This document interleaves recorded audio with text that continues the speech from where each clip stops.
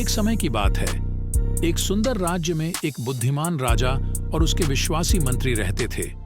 इस राज्य में एक जादुई पेड़ था जिसके पास अद्भुत चमत्कारी शक्तियां थीं। एक दिन राजा ने अपने मंत्री को साथ लिए जादुई पेड़ की खोज के लिए भेजा। वे जंगल के गहराई में चले गए और उन्होंने अंततः वह पेड़ पाया। राजा ने विनती की कि वह सभी समस्याओं का समाधान बताए। पेड़ ने राजा को एक जादुई फल दिया और कहा, यह फल तुम्हें विचारशीलता और बुद्धिमत्ता देगा, जिससे तुम सभी समस्याओं का समाधान कर सकोगे। एक दिन जब राजा सो रहे थे, मंत्री ने फल को अपने पास रखा। चोरी किए गए जादुई फल के माध्यम से मंत्री चाहता था कि उसकी शादी राजकुमारी से हो जाए, ताकि वह राजा के खिलाफ अपनी साजिश बनाने में सफल हो सके। उसका उद्देश्य था राजकुमारी के माध्यम से राजा के गुस्से को भटकाना और अपनी सत्ता को सुनिश्चित करना।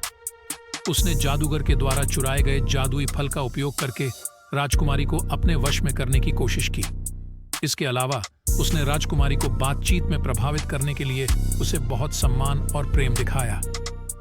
मंत्री की इस साजिश का मुख्य उद्देश्य था राजा के अधीनस्थ स्थान को हानि पहुंचाना और अपनी आक्रमणकारी योजनाओं को साकार करना। वह राजकुमारी को अपने वश में करने के माध्यम से अपने उद्देश्य को हासिल करने की कोशिश कर रहा था। राजकुमारी के साथ शादी करने के माध्यम से मंत्री ने अपनी राजनीतिक अभियान को समृद्धि देने की नीति बनाई थी। इससे उसकी सत्ता मजबूत होती और वह राजा के स्थान पर आ सकता था। उसने अपने चालाकी से राजकुमारी के मन को जीता और उसे अपनी ओर आकर्षित किया। राजा को मंत्री की चाल का पता चलते ही उन्होंने उसे अपने सामने बुलवाया। मंत्री ने राजा के सामने आकर विनती की, लेकिन राजा ने उसकी चाल को समझ लिया था। राजा ने मंत्री से कहा, तुम्हारी धोखाधड़ी की वजह से राजकुमारी को अधिकार से प्राप्त हुए जादुई फल को ले जाने की योजना बनाई गई थी। तुम्हारा यह कृत्य अत्यंत अनुचित और दुर्भाग्यपूर्ण है। मंत्री ने प्रायश्चित करने की कोशिश की। राजा मंत्री की धोखाधड़ी को गंभीरता से लेकर उसे कठोर दंड देने का निर्णय लिया। वह न्याय के लिए अपने राज्य में एक उच्च स्तर की विश्वासघाता को स्थापित करने के लिए स्पष्ट संदेश देना चाहते थे। राजा ने मंत्री को उसके पद से हटाने का आदेश दिया और उसकी सभी सार्वजनिक संपत्ति को जब्त करने का निर्णय लिया।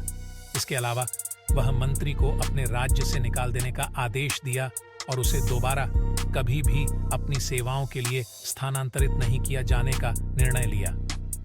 राजा और राजकुमारी की शादी धूमधाम से मनाई गई। इस खुशी के अवसर पर राजा ने अपने राज्य के लोगों को खाने पीने के लिए बुलाया और समृद्धि और संतोष के साथ शादी की मुबारकबाद दी। राजकुमारी की आगमन के समय धार्मिकता को सम्मान दिया। वे एक दूसरे के साथ वचन लिया और एक दूसरे के साथ एक सम्मिलित और खुशहाल जीवन की शुरुआत की। राज्य के लोगों ने इस शादी को बड़े उत्साह से स्वागत किया और शादी के उत्सव को उन्नति और समृद्धि के प्रतीक के रूप में माना। इस अवसर पर राज्य के नागरिकों ने एक दूसरे के साथ आदान प्रदान किया और एक अद्वितीय और प्यार भरा वातावरण बनाया। इस धूमधाम भरे उत्सव के माध्यम से राजा और राजकुमारी ने अपने राज्य के लोगों के साथ अपने प्रेम और सामर्थ्य का परिचय किया और एक नया सम्मिलित और आदर्श राज्य की शुरुआत की।